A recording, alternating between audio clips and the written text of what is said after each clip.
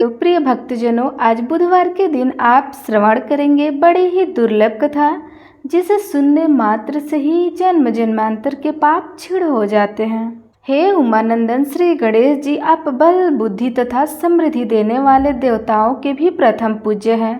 आपको हम सब बारंबार नमस्कार करते हैं। आइए सुनते हैं। बहुत समय पहले की बात है। एक गांव में एक भाई बहन रहा करते थे। भाई बहुत गरीब था, पर उसकी बहन पैसे वाली थी। जब बहन के ननद का विवाह हुआ, तब बहन ने ना तो अपने भाई को विवाह में आने का निमंत्रण दिया, ना ही कोई चिट्ठी भेजी। भाई को बाहरी लोगों से पता चला कि उसकी बहन के ननद का विवाह है। भाई ने अपने गांव वाले को बताया। तब गांव वालों ने उसकी बहन के लिए चुनरी, बिछिया, साड़ी, जिसको जितना बन पड़ा, कन्या के लिए दिया। भाई सारा सामान लेकर बहन के गांव पहुंचा। बहन के घर जाने पर बहन की देवरानी बोली, भाभी जी, आपके भाई आए हैं। तो बहन ने पूछा, कैसे आए हैं और क्या पहने हैं? तब देवरानी ने कहा कि पैदल आए हैं, फटी पगड़ी और फटी धोती पहने हैं। तो बहन बोलती है, मेरे ससुर हवेली के सामने दुकान में बैठे हैं, मुझे शर्म आती है। भाई को बोलो कि पीछे के दरवाजे से आए। भाई के आते ही बहन ने भाई को एक कमरे में बंद कर बाहर से ताला लगा दिया। एक तरफ लड़की का विवाह हो रहा था, गाजे बाजे बज रहे थे, अतिथियों को भोजन कराया जा रहा था, और दूसरी तरफ भाई को कोई भी पानी तक पूछने वाला नहीं था। तभी भांजे की बहू को दया आ गई और उसने दरवाज़ा खोल दिया।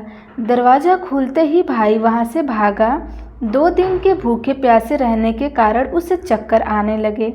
रास्ते में एक गणेश जी का मंदिर था, वहाँ जाकर वह गिर गया और रोते रोते गणेश भगवान को अपनी व्यथा सुनाई और बोला, हे गणेश जी महाराज, आज मेरी गरीबी के कारण से मेरी सगी बहन ने मुझे धिक्कार दिया है। घर जाने पर मेरी पत्नी, मेरे बच्चे जब पूछेंगे कि विवाह से क्या लेकर आए हैं, तो मैं क्या जवाब दूंगा? तब गणेश जी को उस पर दया आ गई और गणेश जी भगवान बोले, मेरे बगीचे में ककड़ी, तरबूज तोड़कर ले जा। तब भाई ने ककड़ी तोड़कर झोला में भर लिया और अपने घर गया। घर जाते ही बच्चों ने पूछा, पिताजी, बुआ के यहाँ से हम लोग के लिए आप क्या लाए हैं? बच्चे उसके झोले को देखने लगे। झोला खोलते ही छोटे छोटे तरबूज सोने के गेंद में बदल गए। बाकी तरबूज को काटने पर हीरे मोती निकलने लगे। पत्नी बोली, आप बहन के घर से इतना कुछ क्यों लाए हैं? काफ़ी, बहन ने हम लोगों को बहुत ज़्यादा दे दिया है। भाई ने कुछ भी जवाब नहीं दिया। गणेश भगवान की कृपा से उसके दिन बदल गए। भाई का काम धंधा जोरों से चलने लगा और भाई अब बुधवार का व्रत भी करने लगा। धीरे धीरे गहने, कपड़े, रहने के लिए मकान बन गए। पत्नी बोली, एक बार ननद जी को बुलाकर लाओ। तो भाई ने नए कपड़े, जूते पहनकर रथ में बैठकर बहन को लेने गया। देवरानी बोली, भाभी जी, आपके भाई आए हैं। बहन ने पूछा, कैसे आए हैं और क्या पहने हैं? तब देवरानी बोली, रथ में बैठकर खूब ठाठ बाट से आए हैं। तो उसके बाद बहन बोलती है, मेरे भाई को बोलो कि हवेली के सामने से आए। मेरे ससुर, देवर, जेठ देखेंगे। भाई का बहन ने खूब स्वागत सत्कार किया। भाई बोला, बहन, मैं तुम्हें लेने आया हूँ। तब बहन ने कहा, मुझे भी बहुत दिन हो गए, मैं चलो आती हूँ। भाई को लेकर अपने घर आया। भाई और उसकी पत्नी ने बहन का खूब आदर सत्कार किया। भाई बहन को लेकर अपने घर आया। भाई और उसकी पत्नी ने बहन का खूब आदर सत्कार किया। खूब मेहमानी हुई।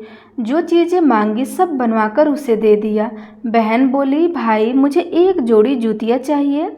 तब भाई ने मोची को बुलवाया और कहा, मेरी बहन के लिए ऐसी जूती बनाओ जो मुझसे बोले।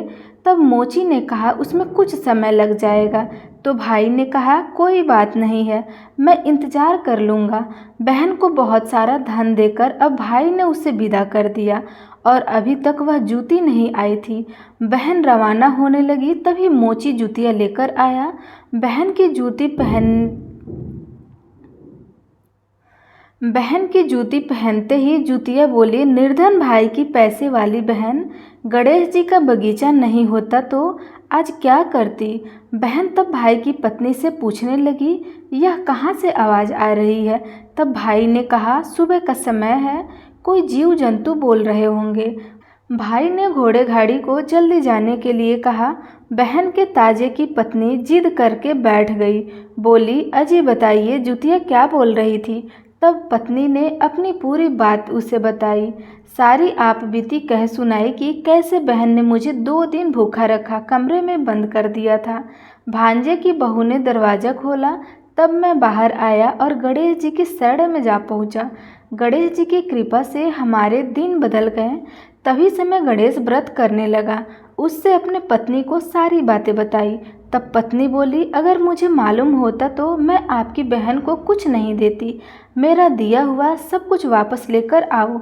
तब पति बोला, अरे पगली, गणेश भगवान ने हमें सब कुछ दिया है, अगर वह मुझे भूखा प्यासा कमरे में बंद नहीं करती तो मैं गणेश भगवान के मंदिर में क्यों जाता। क्या मैं गणेश जी को अपना दुखड़ा सुनाता। तुम अपना मन मैला मत करो, और हाँ, अपने घर पर तो गणेश जी की कृपा है और किस चीज़ की कमी है। फिर दोनों गणेश जी के आगे झुककर प्रणाम करते हैं और जय जयकारा करने लगते हैं। हे गणेश जी महाराज, जैसी कृपा आपने गरीब भाई बहन पर की, वैसे ही अपने सभी भक्तों पर अपनी कृपा बनाए रखना। प्रेम से बोलिए गणेश भगवान की जय।